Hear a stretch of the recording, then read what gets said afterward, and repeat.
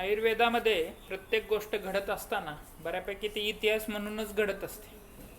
आपल्याकडं खरं तर अनेक गोष्टींची सुरुवात होणं गरजेचं आहे.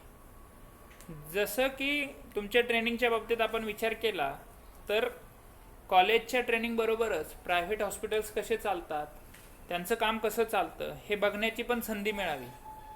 तुमच्या ज्या प्रिन्सिपल्स आहेत, वैद्य रागिनी पाटील मॅडम, वैद्य लाड मॅडम, तसेच तुमचे Naik sir, Bhalerao sir, Shambhavi madam, ह्या सगळ्यांच्या सहकार्याने आज हे शक्य होऊ शकलं. यामध्ये एखाद्या प्रायव्हेट हॉस्पिटलला ट्रेनिंगचं संधी देणं ही खूप मोठी गोष्ट असते आणि ती निर्विकार आयुर्वेद हॉस्पिटल्सला अकुर्डी कॉलेजने दिली. त्याबद्दल अकुर्डी कॉलेजचं मनापासून आभार. खरं तर आपण हा ट्रेनिंग प्रोग्राम कसा केला होता यावर एकदा आपण नजर टाकूयात.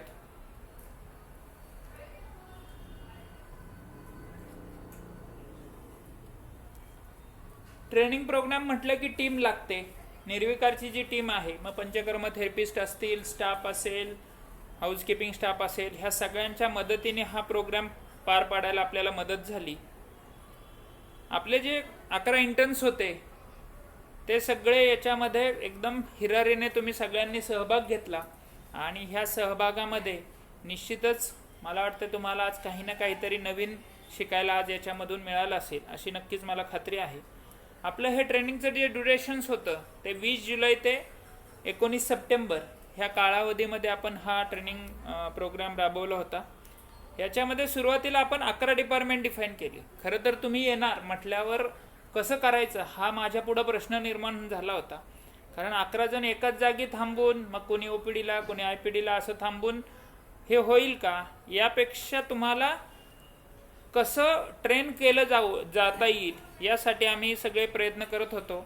त्याच्यातूनच आपण 11 डिपार्टमेंट डिफाईन केले आणि मग 11 जणांसाठी प्रत्येकी 4 दिवसासाठी एक डिपार्टमेंट असं डिफाईन केलं.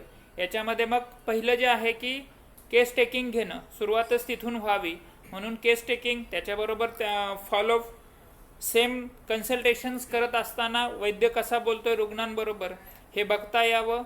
तसेच जो स्पेशली गायनॅक प्रॅक्टिस करत असलेल्या आपल्या मॅडम, त्यांचं केस टेकिंग, त्यांचं कन्सल्टेशन, औषधं कशी बनवायची, पेशंटला कशी द्यायची, उपकर्म जे आहेत, लेप थेरपी असेल, लीच थेरपी असेल, ECG कसा काढायचा, ह्या सगळ्याची कन्सेंट कशी घ्यायची. तसंच IPDचे जे पेशंट्स असतात, IPDमध्ये पेशंटची केस हिस्ट्री कशी घ्यायची, त्याच्या प्रोसिजर्स कशा करायच्या. तसंच आपल्या ज्या सगळे आपण औषधीकरण जो विभाग आहे त्या विभागाचं सुद्धा आपण एक डिपार्टमेंट केलं होतं. याचबरोबर बऱ्याच वेळा आपल्याला अकाउंटिंग माहीत नसतं, सॉफ्टवेअरद्वारे केस कशी घेतली जाते हे माहीत नसतं, आयुर्वेदाचं लोकांपर्यंत पोहोचण्याची काही साधनं आहेत का ती माहीत नसतात आणि याचं सगळ्याचं डॉक्युमेंटेशन कसं करायचं, या सगळ्यासाठी आपण एक डिपार्टमेंट डिफाईन केलं होतं. त्याच्यानंतर आपण पंचकर्माचे मेल आणि फिमेल असे 2 डिपार्टमेंट फायनल करून त्यानुसार आपण सगळं हे 11 दिवसांचा प्रोग्राम आपण राबवला होता. याच्यामध्ये पुढचं जे डिपार्टमेंट आहे, मग केस टेकिंग कशी घ्यायची, त्याच्यानंतर कन्सल्टेशनसाठी वैद्य कसा तयार झाला पाहिजे, तसंच गायनेकची केस टेकिंग कशी घ्यायची, गायनेकचं हे सगळे जे डिपार्टमेंट्स आहेत हे आता तुम्ही सगळ्यांनी अनुभवलेले आहेतच.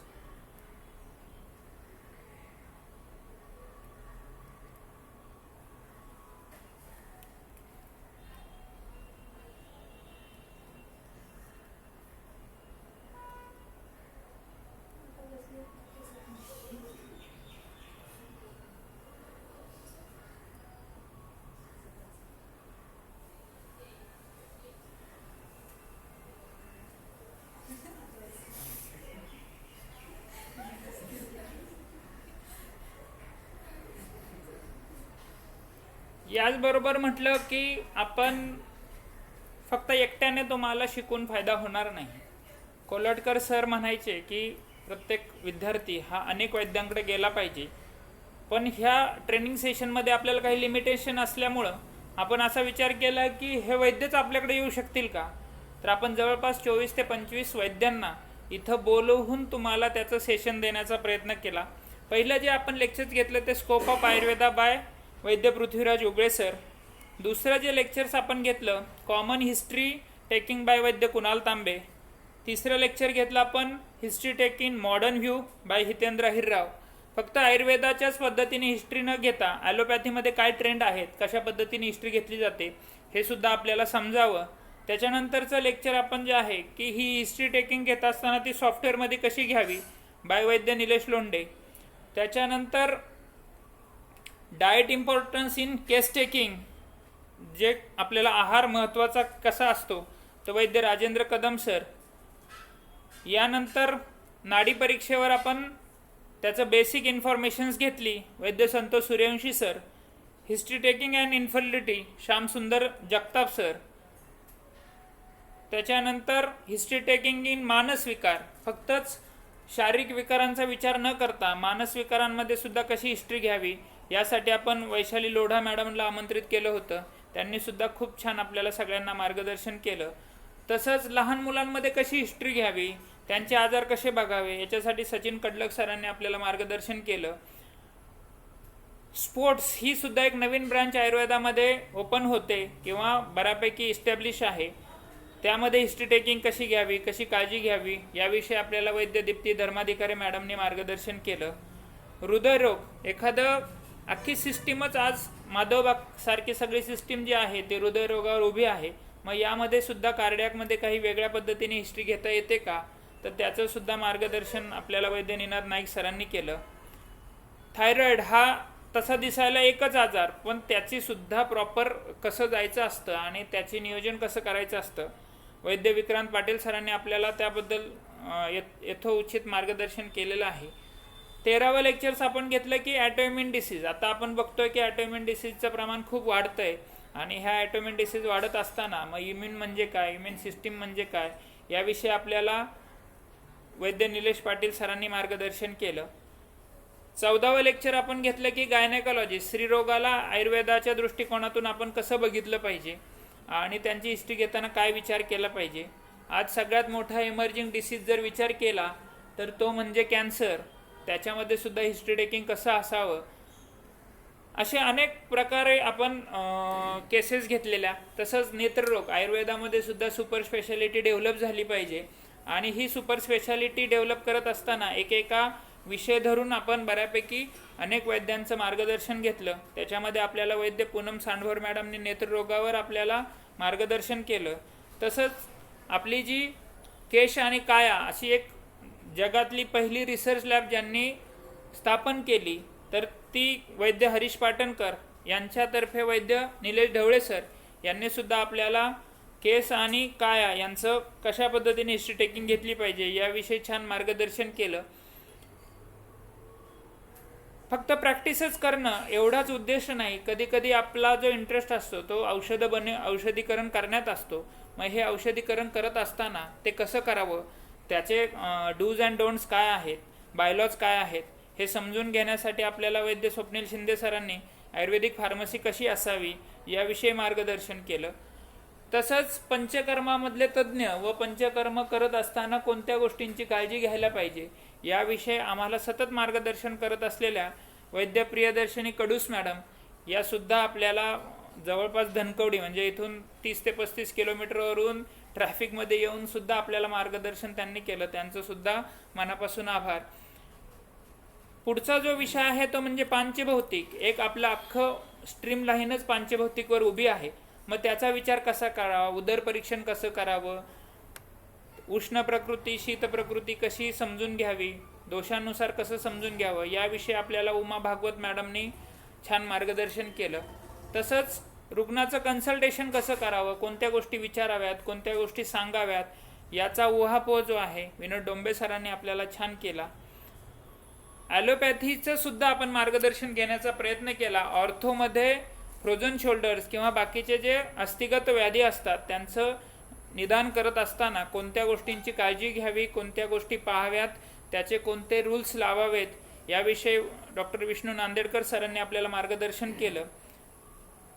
कधी कधी आपल्याला फक्त आजार आणि उपचार एवढ्याच गोष्टी माहीत असतात, पण असे काही आपल्या ब्रँचेस आहेत गर्भसंस्कार सारख्या की ज्याच्यामध्ये आपल्याला अजून वेगळ्या पद्धतीने स्वतःला वेगळ्या पद्धतीने मांडता येतं, तर ते कसं मांडावं याविषयी आपल्याला शीतल केसरकर मॅडमनी गर्भसंस्कार ह्या विषयावर छान मार्गदर्शन केलं.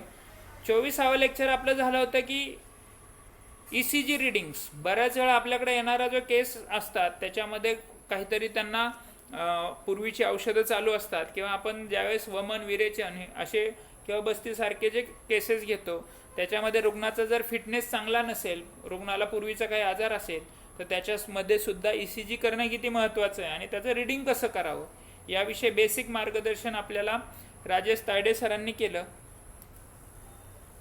खरं तर याच्यामध्ये फक्त डॉक्टरांनीच मार्गदर्शन नाही केलं आपल्याला, तर डॉक्टर की सोडून सुद्धा काही मोटिवेशनल स्पीकर्स असतात. हे मोटिवेशनल स्पीकर्स आपल्याला सांगत असतात की कशा पद्धतीने आपण समाजामध्ये राहिले पाहिजे, त्यांच्याशी कसे हितगुज केले पाहिजेत याविषयी टाटा मोटर्सचे एम्प्लॉई युनियनचे लीडर्स सचिनभाई लांडगे यांनी आपल्याला बेसिक काही गोष्टी सांगून की रुग्णांच्या तुमच्याकडून काय अपेक्षा आहेत आणि त्या कशा पूर्ण करता येतील याविषयी त्यांनी मार्गदर्शन केलं. आणि आपलं 26वं जे लेक्चर्स आहे ते म्हणजे मेडिको लिगल आस्पेक्ट्स. हे सगळं करत असताना मेडिको लिगली आपल्याला कोणत्या गोष्टी महत्त्वाच्या आहेत, कोणत्या गोष्टींची आपण काळजी घेतली पाहिजे याविषयी धनंजय मसडे सरांनी आपल्याला छान मार्गदर्शन केलं की तुमचा पेपर कसा लिहिला पाहिजे, डॉक्युमेंटेशन कसं केलं पाहिजे. आणि शेवटचं जे लेक्चर आहे ते आपल्या सेकंड लास्ट म्हणूया 27 जे लेक्चर्स आहे ते म्हणजे manipulation therapy for instant pain relief. आत्ता सध्या कायरोप्रॅक्टिस म्हणून नो मेडिसिनल ट्रीटमेंट अशी बाहेरच्या जगामध्ये खूप मोठ्या प्रमाणामध्ये डेव्हलप होते. पूर्वी आपल्या शास्त्रामध्ये सुद्धा हाडवैद्य ह्या संकल्पनेअंतर्गत हे सगळं ऑलरेडी सांगितलेलं आहे. म्हणजे कोणता सांधा कसा ओढायचा, कसं करायचं, पण त्या आपल्या सिस्टीमला खूप प्रसिद्धी काही मिळाली नाही.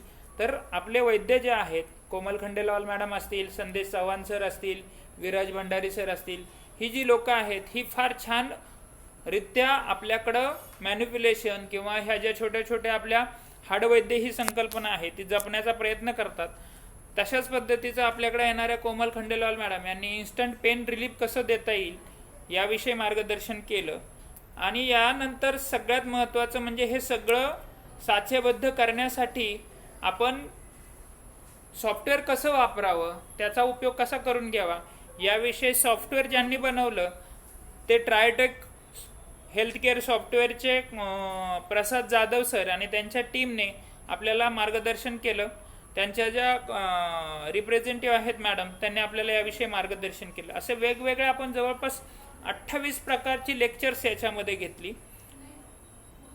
आता हे बघितल्यावर आपल्याला त्याच्याबरोबर अजून एक गोष्ट असते की हे तुम्हाला शिकवलंय पण तुम्हाला किती समजलं याचं कसं आपण ॲनालिसिस करणार. तर त्याच्यासाठी आपण एक पुन्हा तुम्हाला थोडंसं जरा कामाला लावलं. त्याच्यामध्ये केस प्रेझेंट करणं प्रत्येकाला, कारण ज्यावेळेस आपण केस प्रेझेंट करतो त्यावेळेस तिचा उहापोह फार छान झालेला असतो, तिच्याविषयी प्रचंड आपण विचार केलेला असतो. अशीच संधी सगळ्यांना देण्यात आली. सगळ्यांनी एक एक एक एक केस आपली छान प्रेझेंट केली. खरं तर तुमच्या आमच्या इंटर्नशिपच्या काळामध्ये याचा आमच्याशी काहीही संबंध नव्हता. म्हणजे अजूनही आम्हाला फार छान केस प्रेझेंट करता येत नाही, पण तुम्ही खूप इंटर्नशिपच्या काळामध्येच एवढी छान केस प्रेझेंट केली त्याबद्दल तुमच्या सर्वांचं मनापासून आभार. आणि तुमची यथोचित प्रगती होत राहो. कधीही भविष्यात काहीही तुम्हाला अडचण आली तर त्यासाठी निर्विकार आयुर्वेद हॉस्पिटल्स आणि आम्ही दोघं निश्चितच तुमच्या पाठीशी उभे असू. एवढं बोलून मी थांबतो. धन्यवाद.